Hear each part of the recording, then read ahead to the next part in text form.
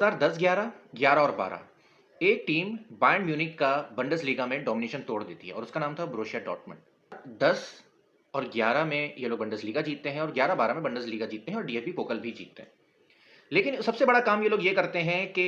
उसके अगली सीजन यानी 12-13 की सीजन में ग्रुप स्टेज में इनको रियल मैड्रिड मिलती है और ये लोग रियल मैड्रिड को हरा देते हैं ग्रुप स्टेज पे। तब एक टीम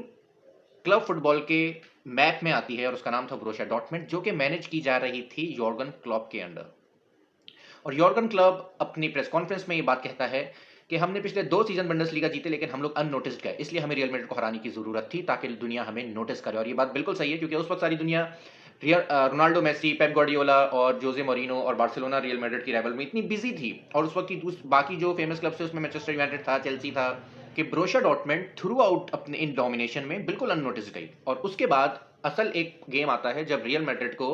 बोरुसिया डॉर्टमुंड सेमीफाइनल में भी हरा देती है, जिसमें लेवेंडोव्स्की पहले लेग में 4 गोल करता है और भले वो लोग फाइनल हार जाते हैं, लेकिन उस एक यूएफए चैंपियंस लीग के सीजन से एक बड़े मैनेजर का नाम निकल के आता है और उसका नाम था यॉर्गन क्लॉप। उसके बाद यॉर्गन क्लॉप दुनिया के बड़े और बेहतरीन मैनेजर्स में गिना जाने लगा, पर उसकी बैड लक ये हुई कि जब बायर्न म्यूनिख के जो मैनेजर था यूप हेंक्स ने रिटायरमेंट ली तो वहां पर आया पेप गार्डियोला। और पेप गार्डियोला ने वहां पे आके हमेशा की तरह साइनिंग्स की, बड़े प्लेयर साइन किए, जिसमें से कुछ प्लेयर तो बोरुसिया डॉर्टमुंड के ही थे। तो बोरुसिया डॉर्टमुंड का एक बुरा अरसा शुरू हो गया। बोरुसिया डॉर्टमुंड फिर हार्डली चैंपियंस लीग के लिए क्वालिफाई करने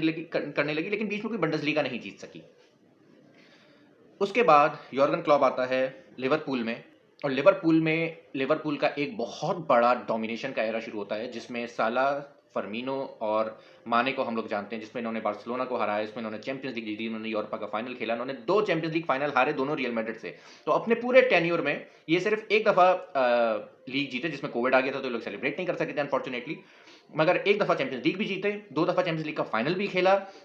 और सिटी को उस जमाने में पेप गार्डियोला की सिटी को, जो हर साल ही प्रीमियर लीग जीते रहते, उनको टक्कर देने वाली एक वाहिद टीम थी, जिसकी वजह से प्रीमियर लीग में आप कह सकते हो 2 हॉर्स रेस थी। ये वो टीम थी जो 97 प्रीमियर लीग पॉइंट्स करने के बाद भी प्रीमियर लीग हार गई। 97 पॉइंट्स याद रखिएगा, चेल्सी का हाईएस्ट प्रीमियर लीग पॉइंट्स 95 है, 93 है, मैन्यू का शायद 91 है।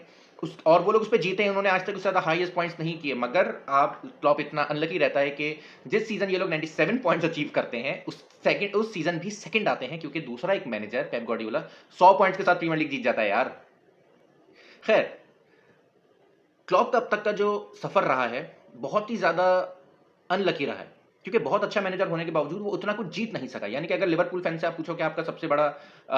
मैनेजर कौन रहा है, तो वो बताएंगे हमारा सबसे बड़ा मैनेजर क्लॉप रहा है। उनसे पूछे क्लॉप ने क्या जीता, तो वो बता पाएंगे कि एक चैंपियंस लीग और एक प्रीमियर लीग।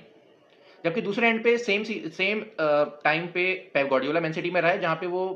10 साल रहा है और 10 में से 7 दफा प्रीमियर लीग जीता है। पर लिवरपूल फैन जानते हैं कि पेप गार्डियोला और क्लॉप सेम कैटेगरी में फॉल करते हैं, क्योंकि सिर्फ क्लॉप ही था जो पेप गार्डियोला को फाइट दे रहा था, बाकी तो कोई नहीं दे पा रहा था।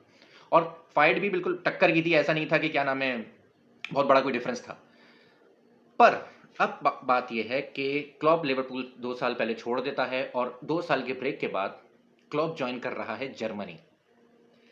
जर्मनी जो 2014 के वर्ल्ड कप जीतने के बाद से एक कंटिन्यूअस फेलियर है। कॉन्फेडरेशन कप जीते हैं वो लोग 2017 का,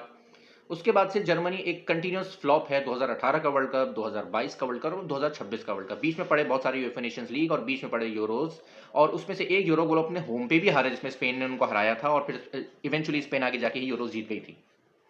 तो उस एक कर्ज को, जो एक 12 साल का कर्ज चल रहा है 2014 के वर्ल्ड कप जीतने के बाद से, उसको तोड़ने के लिए क्लॉप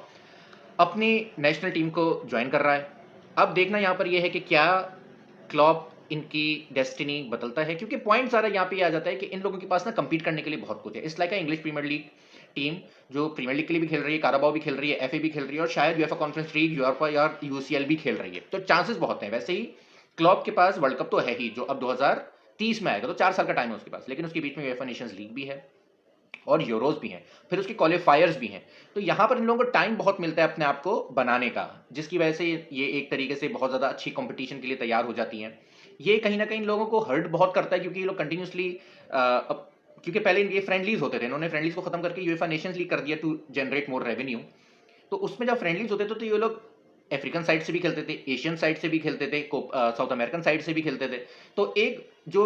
वेरिएबल और एक वैरायटी आ जाती थी आपके पास डिफरेंट टीम्स को फेस करने की, वो आपको कंटिन्यूअसली यूरोपियन टीम से खेलने के बाद नहीं आ पाती। अब आप कंटिन्यूअसली यूएफए नेशंस लीग खेल रहे हो, उन्हीं टीम से खेल रहे हो, आप वही क्रोएशिया, वही पोर्टुगल, वही स्पेन, वही फ्रांस, फिर आप क्वालीफायर भी इन्हीं से खेल रहे हो, क्वालीफायर तो और लोअर टियर की टीम से खेल रहे हो, और फिर यूरोज में भी इन्हीं टीम से खेलना है, यूरो के क्वालीफायर्स के लिए भी और लोअर टियर टीम से खेलना है, फिर वर्ल्ड कप के लिए भी, वर्ल्ड कप में आपके पास थोड़ी टफ टीम्स आ जाती हैं, लेकिन उसके क्वालीफायर के लिए भी आपको नहीं लोअर टियर टीम से खेलना है जो कि यूरोपियन ही है। तो यहाँ पर ये एक इशू बहुत ज़्यादा आ जाता है एक यूरोपियन साइड के लिए,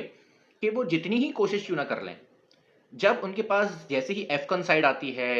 यानी कि अफ्रीकन साइड आती है वर्ल्ड कप में, जिसमें जिसमें हमने देखा कि इस वर्ल्ड कप में 10 में से 9 अफ्रीकन साइड्स ने ग्रुप स्टेज क्रॉस किया था, सिर्फ एक टीम बाहर हो गई थी,